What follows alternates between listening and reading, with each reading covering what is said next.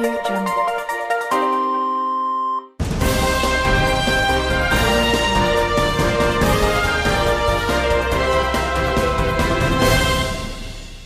नमस्कार, आप देख रहे हैं न्यूज़ 28। आपके साथ मैं हूं अंजलि सिंह। आइए नजर डालते हैं इस वक्त की कुछ खास खबरों पर।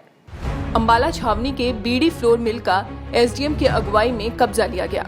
दरअसल 6 एकड़ जमीन पर बने इस मिल पर काफी समय से कमर्शियल गतिविधि की जा रही थी। इसके साथ ही यहाँ मकान भी किराए पर दिए हुए थे।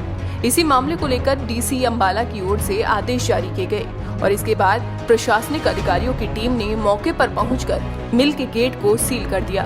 वहीं मिल की पावर ऑफ अटॉर्नी लिए बैठे रविंद्र ने कहा कि उनके पास पावर ऑफ अटॉर्नी है, लेकिन उन्हें कोई नोटिस नहीं दिया गया है। वहीं इस मामले में अंबाला छावनी के एसडीएम सुभाष सेहाग ने बताया कि आज हमने डीसी अंबाला के आदेश पर बीडी फ्लोर मिल 6 एकड़ जमीन का कब्जा लिया। ये जमीन ओल्ड ग्रांट के तहत लीज पर दी गई थी और इस जमीन पर लीज की शर्तों पर वायलेशन पाया गया।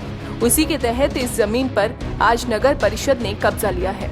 ये सारा मामला ये डीसी साहब के आदेश थे। इन्होंने जो ओल्ड ग्रांट की प्रॉपर्टी है उसमें वायलेशन की हुई है और जब अंदर आगे चेक किया तो वायलेशन बहुत ज्यादा वायलेशन है।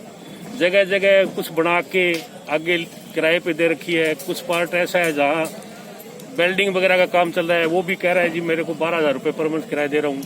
कई हाउसेज हैं जो कह रहे हैं जी हमने रेंट पे लिया हुआ है। तो वायलेशन है, प्रॉपर्टी जो ली है जिस पर्पज के लिए उसकी वायलेशन, इसी वजह से इसको जो है रिज्यूम कर रहे हैं। इटावा के सिंघोली गांव में मनरेगा के तहत चल रहे कार्य के दौरान एक जिंदा हैंड ग्रेनेड मिला, जिसके बाद मौके पर पुलिस और फॉरेंसिक टीम पहुंची। इटावा बकेवर थाना क्षेत्र के सिंघोली गांव में उस समय हड़कंप मच गया जब गांव के मजदूर मनरेगा के तहत खेतों में अपना काम कर रहे थे। उसी समय एक जंग लगी हैंड ग्रेनेड निकल आई। मजदूरों ने तुरंत पुलिस को फोन किया तो मौके पर चौकी इंचार्ज थाना अध्यक्ष सीओ पहुंचे और उन्होंने फॉरेंसिक टीम को बुलाकर जांच शुरू कर दी।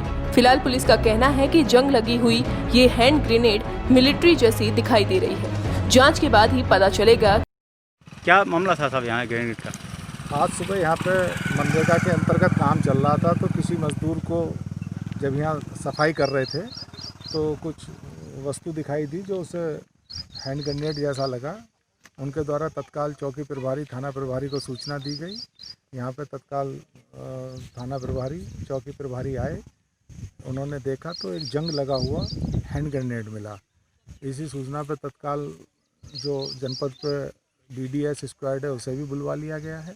यहाँ और देखा जा रहा है कोई और इस तरह की वस्तु यहाँ पे है तो नहीं आसपास के क्षेत्र में, तथा आर्मोरर को बुला के इसे चेक कराया जा रहा है क्योंकि उसकी अवस्था काफ़ी खराब है। उत्तर प्रदेश सरकार के आदेश के बाद हरदोई में एक के बाद एक भू माफियाओं पर कार्रवाई हो रही है और इसी के मद्देनजर हरदोई में अवैध निर्माण पर नगर पालिका की जेसीबी चल गई। दरअसल हरदोई के जिलाधिकारी शहर के तालाबों के सौंदर्यीकरण के साथ ही जल संचयन को लेकर तालाबों को कब्जा मुक्त कराकर उनका पुनरुद्धार करवा रहे हैं। इसी दौरान जो भी तालाब की जमीन पर अवैध निर्माण पाया जा रहा है उसको खाली कराने के निर्देश दिए जा रहे हैं, लेकिन जो लोग मकान खाली नहीं कर रहे हैं तो फिर प्रशासन कार्रवाई करते हुए अवैध निर्माण को जेसीबी के जरिए ढा रहा है, जिसके चलते आज हरदोई नगर पालिका द्वारा पीडब्ल्यूडी गेस्ट हाउस के सामने तालाब निर्माण के दौरान वहां पर बने अवैध 11 मकानों को जमींदोज कर दिया गया। वहीं प्रशासन के मुताबिक इन सभी लोगों को रहने के लिए शहर की काशीराम कॉलोनी में घर मुहैया करा दिए गए हैं। के संबंध में शासन का जो आदेश था उसके क्रम में जिला विधिक शिक्षा अधिकारी महोदय द्वारा आदेश दिया गया FIR दर्ज कराने के लिए। उसी के आधार पर हम उनके आदेश के अनुपालन में यहाँ तहरीर थाने में देने आए थे FIR दर्ज करने के लिए। सुल्तानपुर में बीती रात पुलिस और बदमाशों के बीच हुई मुठभेड़ में पुलिस की गोली से 25,000 का इनामिया बदमाश गुलाम गौस उर्फ बबलू घायल हो गया, जबकि उसका साथी मौके का फायदा उठाकर भाग निकला। दरअसल ये मामला बल्दी राय थाना क्षेत्र के बघोना रोड पर सतहरी पुल के पास का है, जहां मुखबिर की सूचना पर पहुंची पुलिस ने गुलाम गौस और उसके साथी को पकड़ने का प्रयास किया तो बदमाशों ने पुलिस पर फायरिंग शुरू कर दी। वहीं पुलिस की ओर से की गई जवाबी फायरिंग में गुलाम गौस उर्फ बबलू के पैर में गोली लगी, जिससे वो घायल हो गया।